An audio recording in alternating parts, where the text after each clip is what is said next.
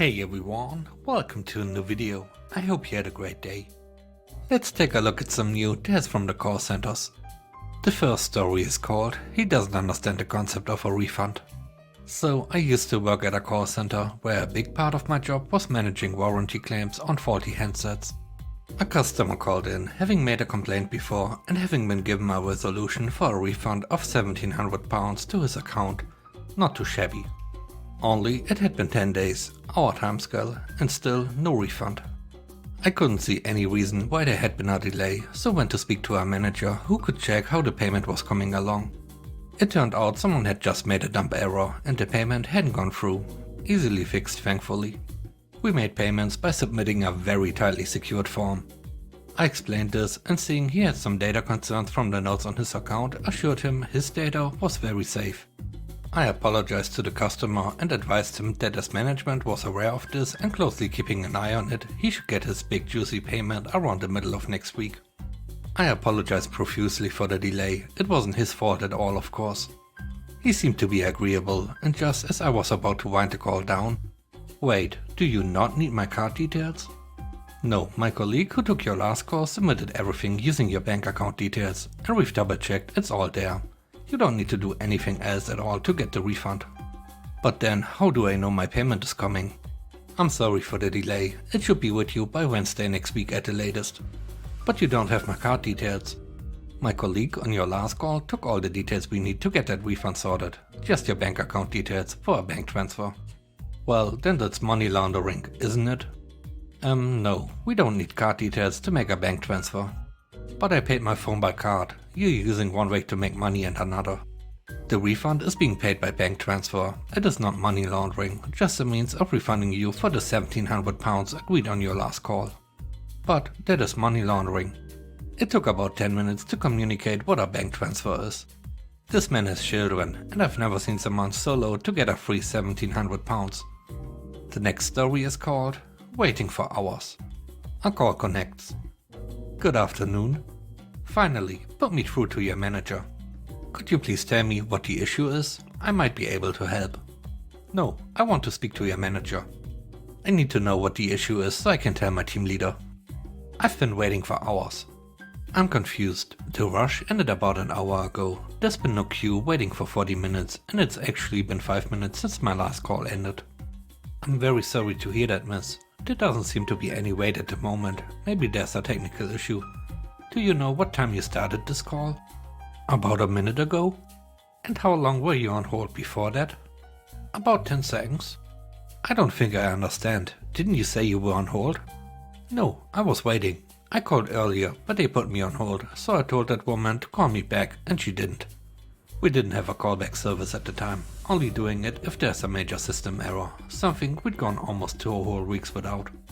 "Do you have the name of the person who offered the callback?" "No, but it's that girl who tells you you're on a queue and someone will be with you soon." I managed to mute myself before I laughed at the customer. She was describing the recorded message played on repeat to everyone waiting to be connected. A fully automated system with no recording, no one manning it, no one checking.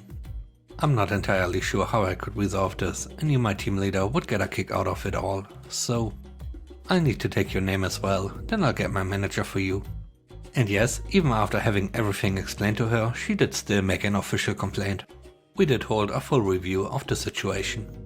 If I remember correctly, the resolution was that since the complaint was not directed at any staff members or against the company itself, we would not be able to resolve the complaint. The customer wasn't that old, she was under 50 at the time. The third story is called "What Happened to Customer Service." I used to work in a call center for a supplier that sold construction materials. Typically, our customer base was construction companies, cabinet makers, kitchen joineries, etc. However, sometimes we would get the dreaded general public phone call. What follows is one such interaction I had. For clarity, I will be referring to the bad customer as BC. So BC calls up and wants to buy lemonade for her kitchen bench top. Now, bear in mind, we in the call center are not experts on the product, we just manage customer accounts and sell the product. All of our customer base knows the product and knows what they want, or at least know enough that we can help them find what they want. So BC says she wants to buy lemonade. I ask what color and size she would like. She responds with the classic general public answer of, I don't know. At this point I asked if she has an account with us. We only deliver to account holders in industrial addresses. She replies no. I then tell her she would need to pick up the product from the warehouse herself if she would like to purchase it from us. This is where the downfall begins. What do you mean you don't deliver? Sorry, but we only deliver to account holders. Well, that's ridiculous. I need this for my kitchen. Some customers organize transport companies to pick up from our warehouse and deliver direct to location. That could be an option. Oh, no, I'm not doing that. That's too much hassle. Why can't you just deliver to me? So there goes a 15-minute argument about delivery, until finally she relents and says her husband can make the drive to the warehouse and pick it up once they order. But she makes sure to let me know that our delivery policy is, in her words, horse crap, and that my customer service is lacking. Bear in mind, we deliver to construction companies, we use big trucks, we can deliver to residential addresses, we are a supplier. Now comes step 2 of the downfall. Fine, whatever, can I just order some lemonade now, or do you not sell to the public either? Sure, we can sell to the public. What color were you after? I don't know, something creamy. Now, bear in mind, we sell products with specific color names and in all manners of colors and shades. We in customer service are not color experts, nor are we color trained. We literally have hundreds of colors, some I never even saw in my few years working there. I need a specific color name in order to be able to find what you are looking for. Can't you suggest a color? Unfortunately I can't, since I don't know if what I would pick would be something you would like. You can look at our color brochure on our website, I can help you find it. You can also visit one of our showrooms, I have the contact details here for your closest one. You are supposed to be the expert, you tell me what color is creamy. I just start listing off some of the creamy colors we have. Bear in mind, these are just in my opinion creamy. Just tell me which one is the creamiest. Is that so hard? It's your product, you are the experts. So that argument went on for another 15 minutes, and after she finally relents, looks at the color brochure and picks one, and then she insults me. She starts talking about how I know nothing and that she is putting far too much work into this. Next comes the downfall. At this point in the call, it's been like half an hour and she has insulted me greatly, but I've been nothing but nice. She finally picks a color. Great, we do have that color in stock. What size would you like? A list of the sizes we sell. I don't know what size I need. The price and product will vary depending on the size. Which one of the sizes I listed before do you think you might need? I don't know. You are the experts. You tell me. Then she begins listing off her benchtop measurement. I'm sorry, but I can tell you how much you need. We aren't installers, we are just supplier. You would need to consult a kitchen joiner. What? You are telling me after buying this product you won't even install it for me? She begins going on a rant about how I have wasted her time and how I shouldn't work there and doesn't know how these people even get jobs. So after taking abuse for a solid 5 minutes, she continues. Fine, how much do I need? Unfortunately, I can tell you, there are too many variables that go into deciding how many sheets you'd need to buy. It will depend on how your kitchen joiner installs it, what tools he uses, the shape of your benchtop. I continue listing a million reasons why I can't give her a number. So you are telling me that you can't even tell me how many sheets I need? Just tell me what I need. I gave you the measurements. What do you even do when a joiner calls you up and asks for lemonade? Ma'am, joiners know exactly how many sheets they need before calling us, as they are the professionals on installations. I want to speak to your manager. Unfortunately, ma'am, we are working from home right now and my manager is unreachable. She started to curse me out because I wasted 45 minutes of her time. Then she said, what happened to customer service these days? I'm going to your competitor. All good, have a nice day, ma'am. She hangs up on me.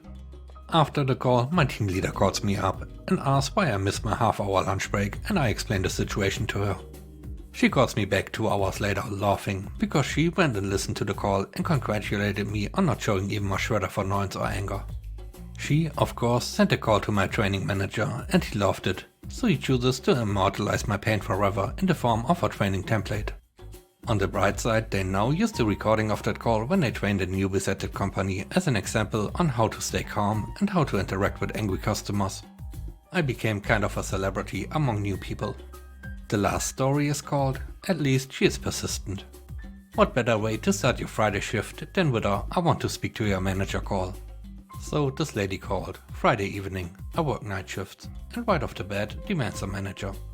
I go through the usual "anything I can help you with, can you explain the issue", etc. She proceeded to explain in length how she needed to be refunded as the ticket she bought couldn't be used. Now, I'm definitely not blaming her for asking that. She was 100% right in demanding money back, as our websites are utter chaos and really out of date on some things. The problem was her persistence in demanding a manager and refusing to go through proper channels to actually submit her refund request. This would be an email, as we need to have that request in written form. I'm also not authorized to process refunds, so there's that as well. The lady kept on pushing and demanding a manager and refusing to send an email. Problem was, I really didn't have any manager at all available that late on Friday, not to mention that weekend was starting and we won't have anyone available till Monday.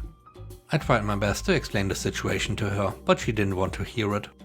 By some wonder, she allowed me to explain how refunds work and that sending an email is necessary. She wrote down all details, what to include in the email and where to send it. After that, she claimed, "I don't like writing emails, give me a manager." If I didn't flip the table then, I'll never will. I told her again that there's no one available and that she can call us on Monday. "I don't believe you, I'll stay on the phone until you get me someone and don't put me on hold." Of course, doing solo night shift, I can't exactly afford to keep her on the line forever. So despite being the rudest possible thing I could do, I did put her on hold as I had other things to take care of. She hung up, called again. Same story. We did that dance for about an hour until I went on my break. I don't remember having more exhausting calls than this one, but I had to admire her persistence. Thanks for watching the video, I hope you enjoyed it. If you did, please consider subscribing to the channel for more content. Let me know what you think about the video in the comment section below. I hope you have a great day, stay safe, bye bye.